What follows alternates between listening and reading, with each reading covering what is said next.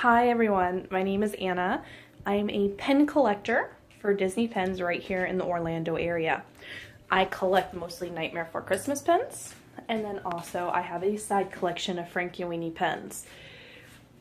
I trade in the parks, I go to events, I trade online. There are multiple avenues to do this, and I've seen a lot of videos on unboxing or certain pens, but not anyone really talking about their collection, because I'll have a lot of people ask me when I'm trading, what does your collection look like? What do you have at home? Because I'm right under 1,000 pens. I've been doing this for about 2 years now, and obviously I cannot tote all of my pens everywhere I go. So most of the time when you see collectors, you're only seeing what they have in their trading books or what they may have on a lanyard, but you're not really seeing what they're bringing home to keep.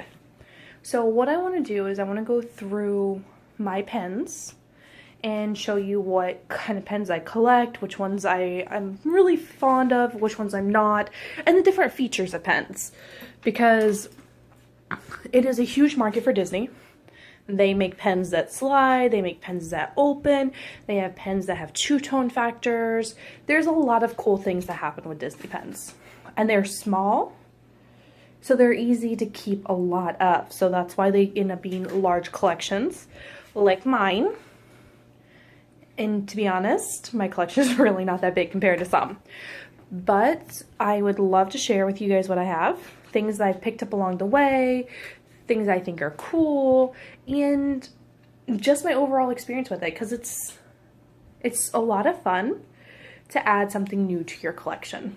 And if you have any questions, you want to know anything about additional pens or where I got them or how I was able to trade for them, I would love to answer those questions, because I know when I first started, I ended up with a lot of problems with collecting, because there are things called scrappers or fake pens or lower quality. These are things that I wish that I had known along the way.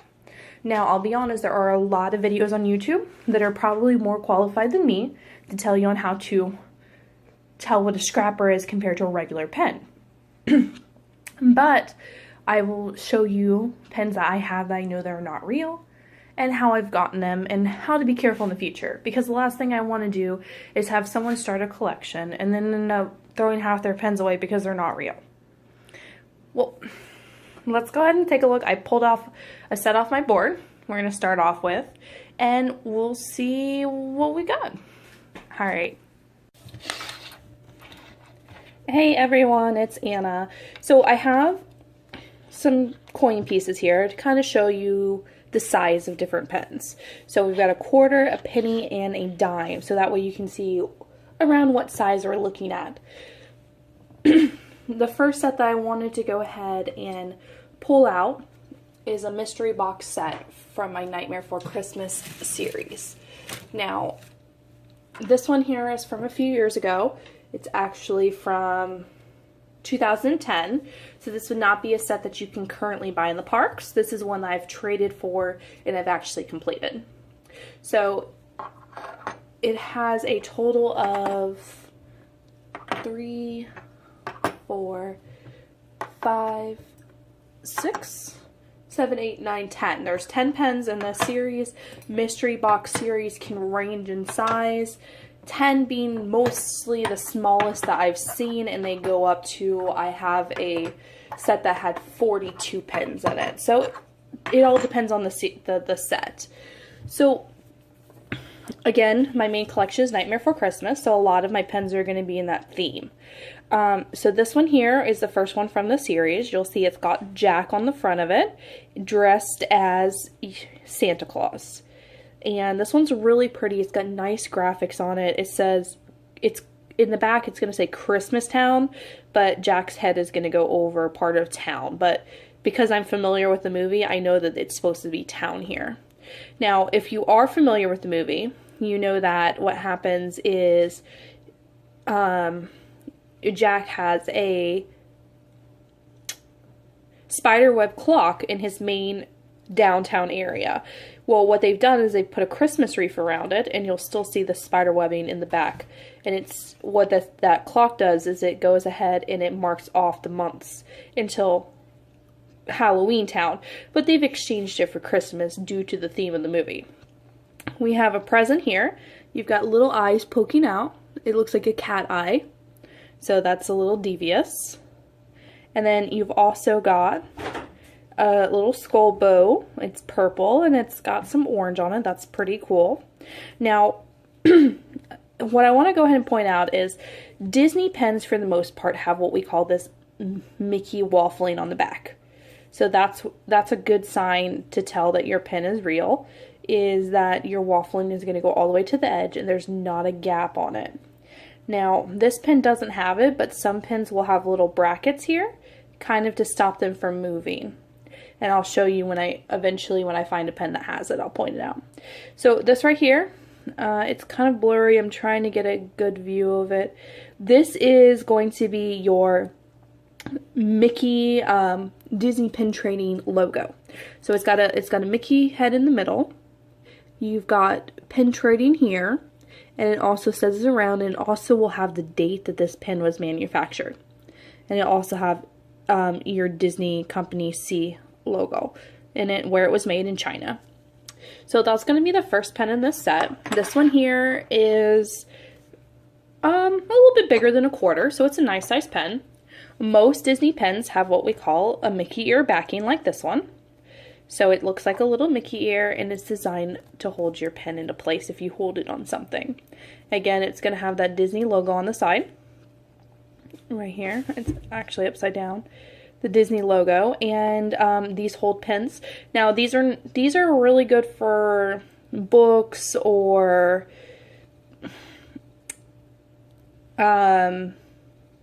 just holding the pens on cards if you're going to be that type of collector. I personally do not like them for lanyards. They tend to slip off, and the last thing you want to do is lose a pen that you've taken a long time to find.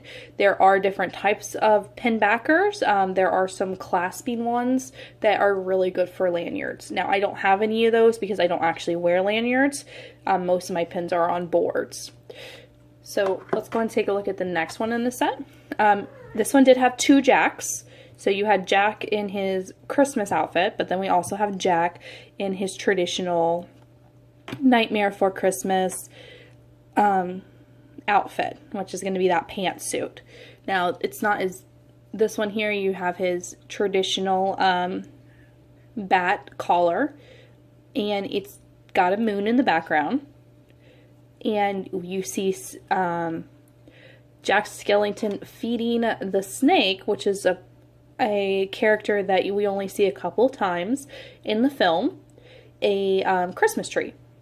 Now this one's not as well detailed as the other one. It's pretty simplistic, but still really pretty in a nice set in the series. I wish that they had went ahead and put a color here in the star, but the white's cute, and it is an older set, so it's one of those things where it's a little bit more simple. Again, we're going to see that Mickey waffling. We're also going to go ahead and see the logo that we're looking for and then the trademark. Now this one here, excuse my cat. She just likes to be everywhere that we're at, so she's just going to photobomb everything. This is Tim. If I can get her to scoot back a little bit. She's just going to do what she does. She tends to sit with me a lot, so she'll probably make her appearance in a lot of videos. So this one here is Sally, which is also one of our main characters in the movie. If you're not familiar with the series, Jack and Sally end up together. No spoilers, but it's absolutely a cute love story. So Sally is, in the movie, Frankenstein's, which is the name of the character, creation. He built her out of body parts, and she tends to be filled with kind of leaves and things in the movie, so that's the best way to describe it. So she has 3 little containers for different herbs, which she is, in the movie, she does a lot of cooking. So she uses these different things in the movie. So frog's breath, worm's wort, and deadly nightshade are the 3 that she's actually shown using to kind of not necessarily poison the doctor, but to knock him out so she can escape, because he holds a pretty tight leash on her. So I really like this one because Sally is one of my personal favorite characters. And I really like that she's set with the different containers. Now, here in her hand, she is holding what would have been in the movie, the deadly nightshade. Because the frog's breath, when the container pops, it's going to actually have a frog in it and it's going to breathe. And worm's wort was more of like a liquid content. So, in the movie, the one that was really plant-based was the deadly nightshade. And she's got really pretty coloring. You can see her stitches. And then, now this part of her dress is a little off compared to the movie. It's kind of a little bright. For the most part, her colors are a little bit more monotone like these ones here.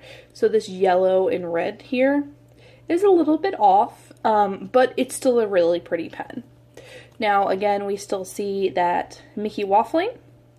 And also the logo. Now, here is something that the other pens didn't have, but some of them do. This is a serial number. A serial number is another great way to tell if your pen is real.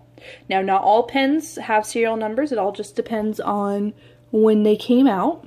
And again, this one here came out in 2010.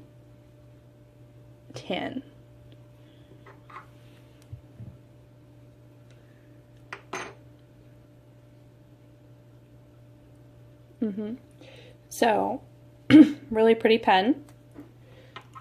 The next character is Dr. Frankenstein. So here he is. You don't get a full view of him, but he is wheelchair bound, and you'll see that in additional pens. And this one here is Igor. This is his, I don't want to say the word servant, but it's the best way to describe it in the movie. And he definitely has like a dog mentality. So you see Frankenstein feeding him dog treats, which is what he's cradling right here. And it looks like he's ran away with the dog treats, and Frankenstein's getting onto him. Frankenstein is also depicted with having multiple skulls within the film, because he is a mad scientist and he likes to create things.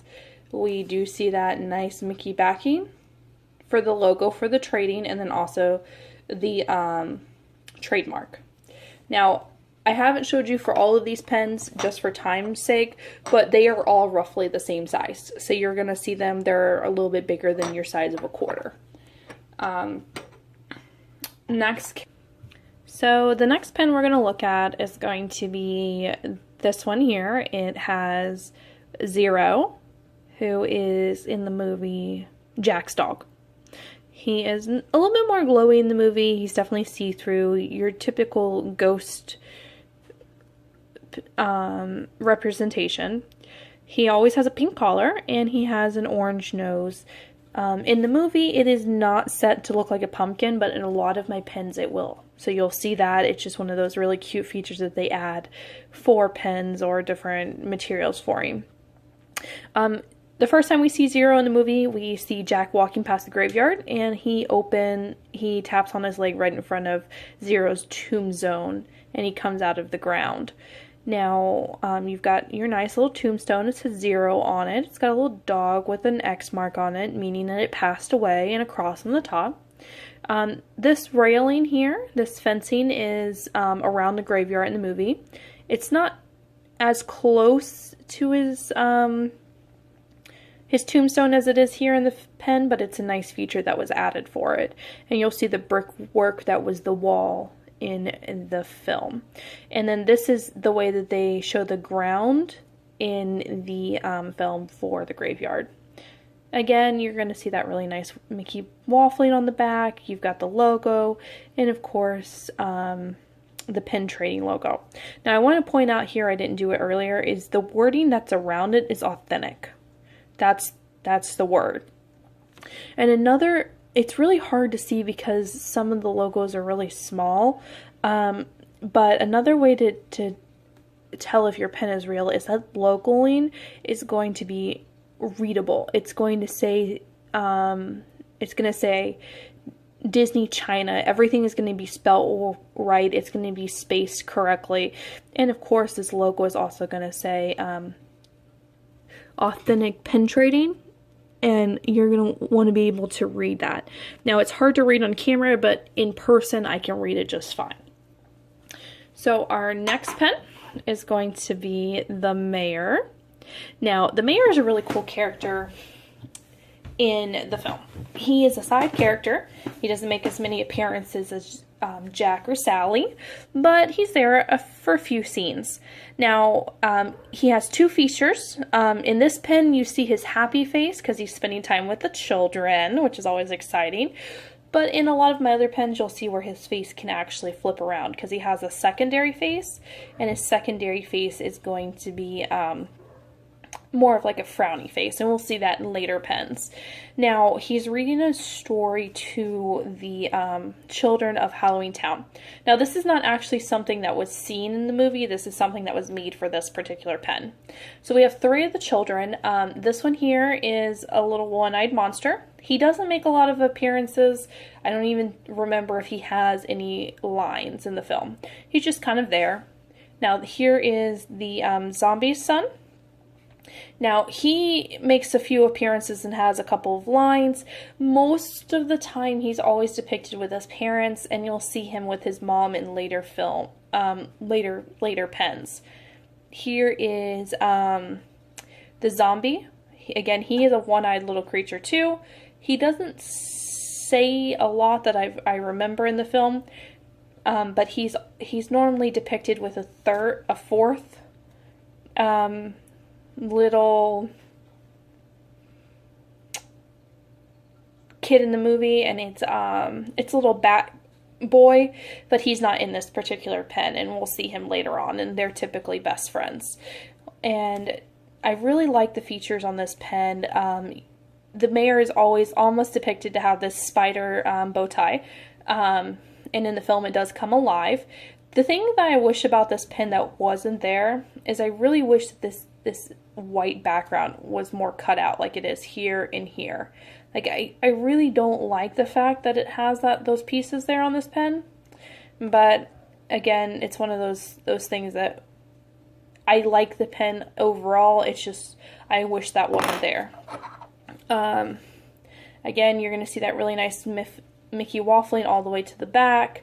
You've got the logo for pen traders, and then you also have the logo for Disney and Made in China.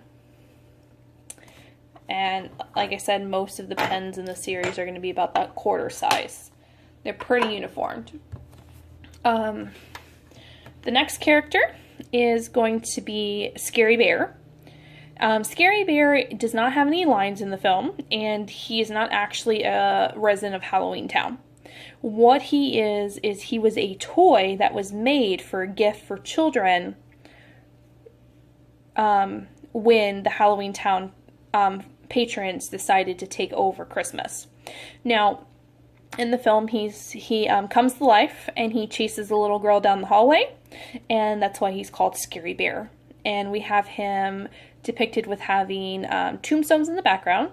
And then in the beginning of the movie, you see a bunch of jack-o'-lanterns, and they all speak. So you'll see the jack-o'-lanterns in this pen as well, which is kind of cool. Okay, so here are our trick-or-treaters of Halloween Town. Again, their names are Lock, Shock, and Barrel.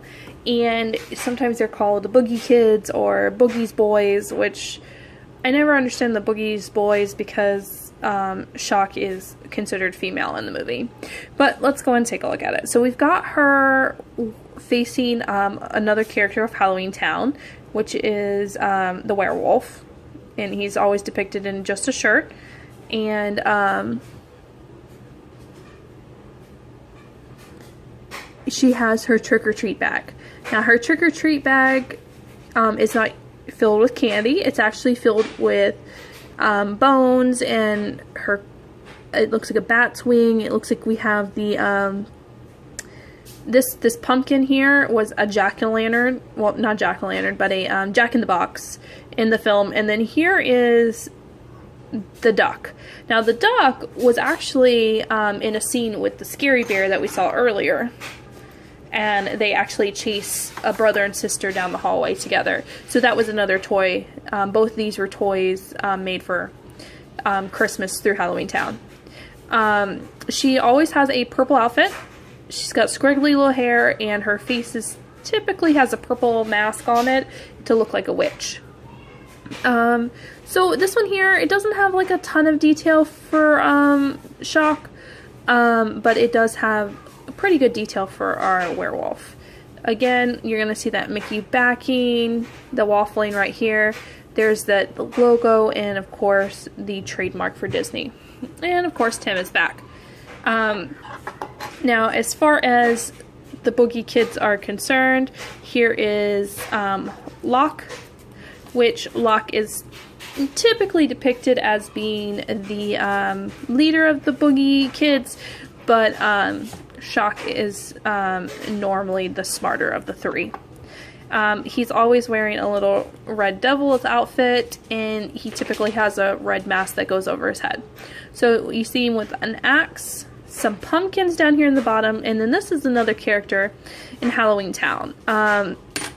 It's typically, he has no words really, except for he says bunny a couple times in the film when the Boogie Kids accidentally bring a different character instead of Santa Claus back to Halloween Town. He always has an axe in the top of his head, and his tongue is typically red, but it's not shown in this pen. And it looks like Locke may be going to take off his head, or he's going to get one of these pumpkins down on the bottom. Well, again, we've got that Mickey trading trademark on the back, our waffling, and then again that Disney logo.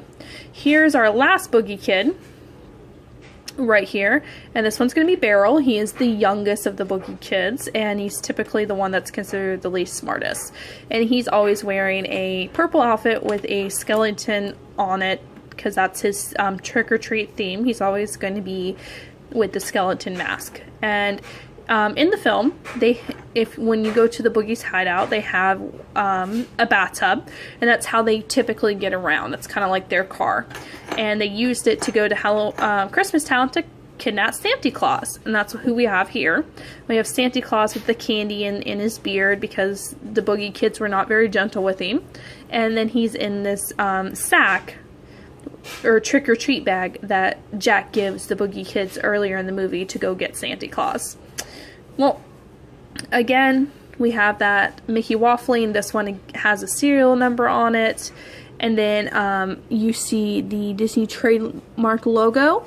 And you have the pin trading logo as well. Now, some of them have serial marks and some of them don't. This was an open edition, mystery box set. So with these kind of box sets that are not limited edition, what will happen is there'll be several runs. So a lot of these are from the original run, and they just did not have the logo on them, and the ones that do have the logo were just from later runs. Well, that being said, that's all 10 pens in this set. This was a mystery box, and that was the whole set there. Again, if you wanted to have any questions about any of the pens, anything like that, definitely let me know. I actually got most of these from the same pen trader who was getting out of collecting Nightmare Before Christmas, so I pretty much bought them all from the same person. He was only missing this one here, and I was able to trade this one in the Disney parks with a collector who happened to pass me by. So I was pretty lucky to be able to finish this set pretty much all at the same time. I think I had this one originally. I think I got it it was given to me or something like that. But the rest of them all came from the same trader. And then I got this one here from the Disney parks, trading at Epcot, which I like to do when it's not super hot outside. I can go sit up there and trade. So if you ever want to trade with me, definitely check me out at Epcot. Well, it was definitely a pleasure going through this particular set. We'll see which ones we're going to look at next week, and happy trading.